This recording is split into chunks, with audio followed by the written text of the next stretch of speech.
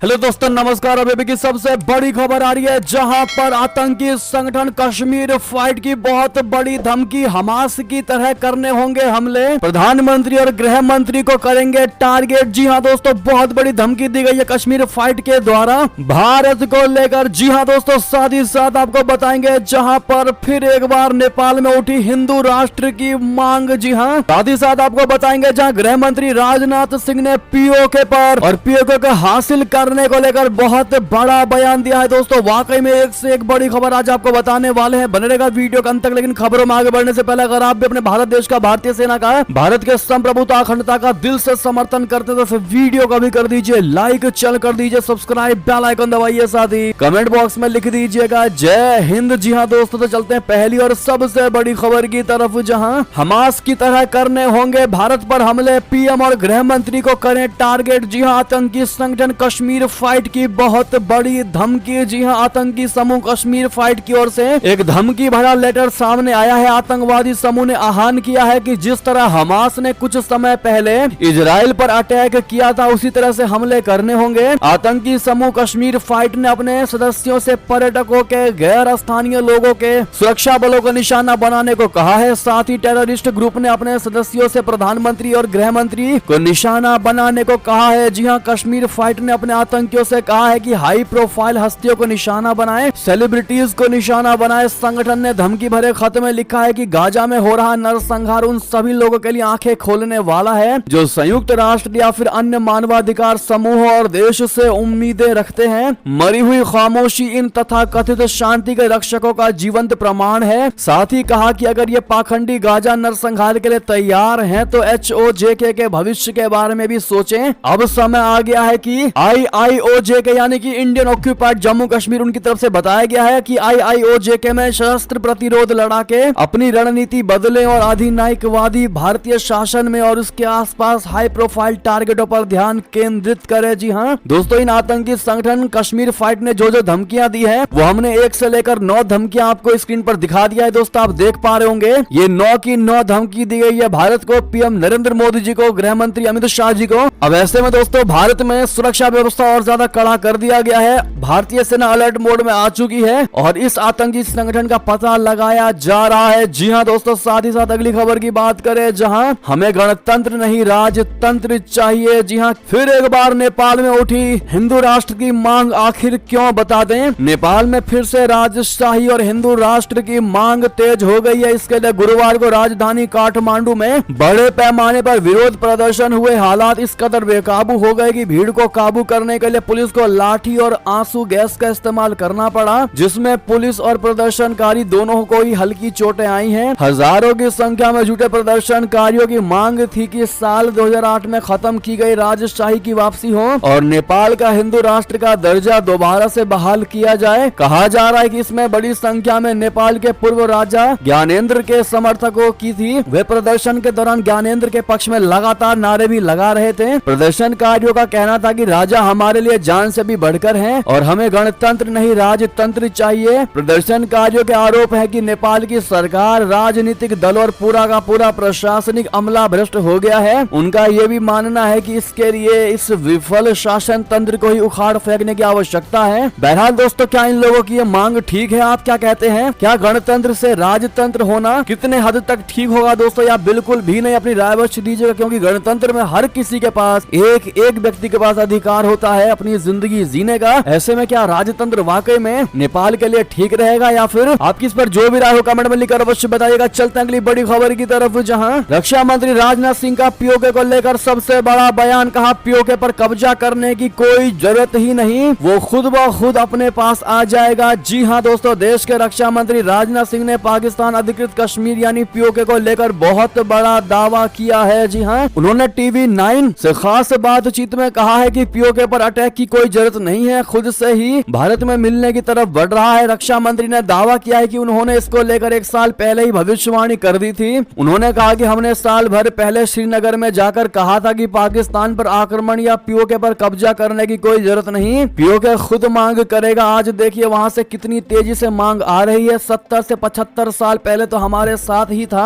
फिर स्वयं ही आ जाएगा। आज विलय की मांग हो रही है। रक्षा मंत्री राजनाथ सिंह ने कहा कि भारत को बहुत कुछ करने की जरूरत नहीं है। जिस तरह से पाकिस्तान सरकार उसकी अपेक्षा कर रही है उससे ही अपने आप ऐसा माहौल बनता है। लेकिन स्पष्ट कर दूं कि हम किसी क्षेत्र विशेष पर कब्जा करके उसको हासिल करने की मंशा नहीं रखते हैं। साथ ही साथ उन्होंने जम्मू कश्मीर के राजौरी में हुई मुठभेड़ को लेकर पाकिस्तान को चेतावनी दी है। उन्होंने कहा है कि पाकिस्तान अपनी हरकतों से बाज आए, कश्मीर में सेना जमकर जवाब दे रही है। जी हाँ, रक्षा मंत्री ने कहा कि आज नहीं तो कल पाकिस्तान को इस तरह की हरकतों से बाज आना ही पड़ेगा। हमारे सेना के जवान मुंह तोड़ जवाब दे रहे हैं। मैं आश्वस्त हूं कि कामयाबी हाथ लगेगी, आज नहीं तो कल हमें सफलता अवश्य ही मिलेगी। विडंबना है कि छिटपुट घटनाएं हो जाती है मगर हमारे जवान बहुत मुस्तैदी के साथ स्थिति पर कंट्रोल किए हुए हैं। यानी दोस्तों राजनाथ सिंह ने जो बात कही है दोस्तों वाकई में बड़े ही पते की बात कही है, क्योंकि पीओके से लगातार ऐसी खबरें आती है। हम भी आपको बताते हैं दोस्तों कि पीओके की जनता लगातार कह रही है कि आर पार जोड़ दो,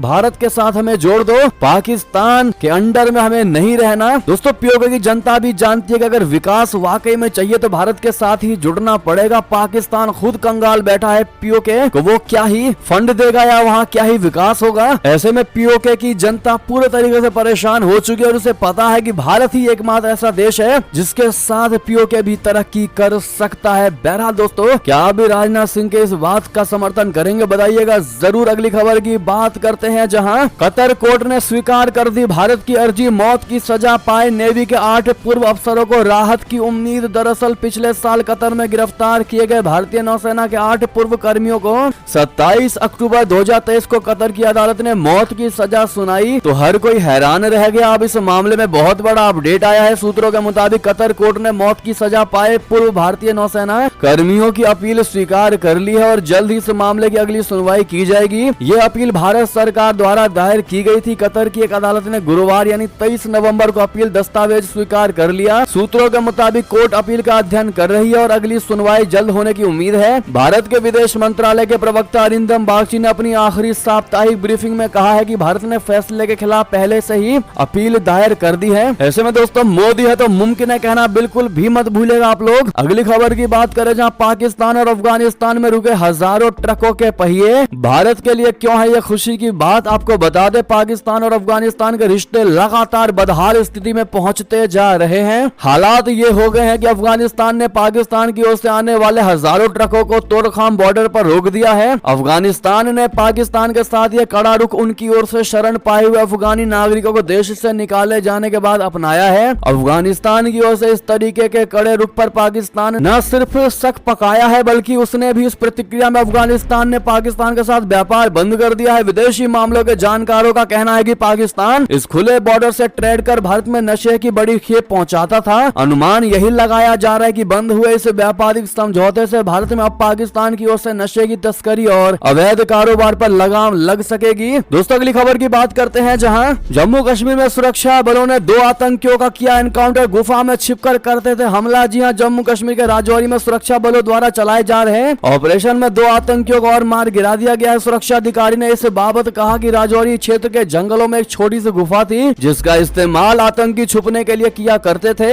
उन्होंने कहा कि ऐसे ठिकानों का पता लगा पाना और उसमें सेंध लगा पाना काफी कठिन होता है। हालांकि भारतीय सेना के स्पेशल फोर्सेस द्वारा चलाए जा रहे ऑपरेशन में 2 आतंकियों को मार गिराया गया है। बता दें कि गुरुवार को आतंकियों के साथ मुठभेड़ में भारतीय सेना के 2 ऑफिसर समेत 3 जवान शहीद हो गए थे। जी हां, अगली खबर की बात करें जहां गिरफ्तारी के बदले गिरफ्तारी। जी हां, मोदी सरकार को ममता बनर्जी की चेतावनी से बंगाल में तूफान की आशंका। बता दें चुनावों की आहट नेताओं में जोश भर देती है। जोश भी इतना हाई कि अपना सब कुछ सही नजर आता है और राजनीतिक विरोधियों का हर एक एक्ट गलत लगने लगता है। ममता बनर्जी का राजनीतिक तेवर फिलहाल ऐसा ही लग रहा है। ममता बनर्जी का आक्रामक अंदाज धीरे धीरे लौट रहा है। 2016 के विधानसभा चुनाव से ठीक पहले नारद स्टिंग टेप के सामने आने पर ममता बनर्जी ने तृणमूल कांग्रेस नेताओं का आगे बढ़कर बचाव किया था और अब महुआ मित्रा के साथ साथ पार्थ चटर्जी के मामले में भी पहली बार वैसा ही रुख नजर आ रहा है। टीएमसी नेताओं की एक महत्वपूर्ण मीटिंग में ममता बनर्जी ने साथियों की हौसला अफजाई करते हुए ये समझाने की कोशिश की कि बिल्कुल भी फिक्र करने की आवश्यकता नहीं है। बंगाल पुलिस भी बीजेपी नेताओं के खिलाफ वैसी ही कार्रवाई करेगी जैसे ईडी और सीबीआई जैसी केंद्रीय जांच एजेंसियां टीएमसी नेताओं को टारगेट कर रही है। जी हाँ दोस्तों, साथ ही साथ आपको अंतिम खबर बता दें, उत्तरकाशी में ऑपरेशन टनल को लेकर आया बड़ा अपडेट। जल्द ही बाहर निकाले जाएंगे 41 श्रमिक। दरअसल उत्तराखंड के उत्तरकाशी में शिलक्यारा सुरंग में 41 श्रमिकों श्रमिकों की जिंदगी दांव पर लगी है। पिछले 13 दिनों से इन्हें सही सलामत निकालने का प्रयास जारी है। सुरंग में फंसे श्रमिकों को सकुशल बाहर निकाला जाएगा, इसके लिए सभी तरह की तैयारियां की गई हैं। तो वहीं अस्पताल और डॉक्टर्स भी अलर्ट पर हैं। उम्मीद की जा रही है कि आज इन 41 श्रमिकों को सही सलामत रेस्क्यू कर लिया जाएगा। बहरहाल दोस्तों, ये थे अभी की सारी बड़ी खबरें। आपको हमारी खबर कैसी लगी? आशा करता हूँ बहुत अच्छी लगी होगी। अगर थोड़ी भी अच्छी लगी तो इस वीडियो को दोस्तों में, भाइयों में, साथियों में, रिश्तेदारों में शेयर अवश्य कर दीजिएगा। और अभी कर दीजिए इस वीडियो को लाइक, चैनल कर दीजिए सब्सक्राइब, बेल आइकन दबाइए, साथ ही कमेंट बॉक्स में लिख दीजिएगा जय हिंद जय भारत। और यहाँ तक बने रहने के लिए आप सभी का बहुत बहुत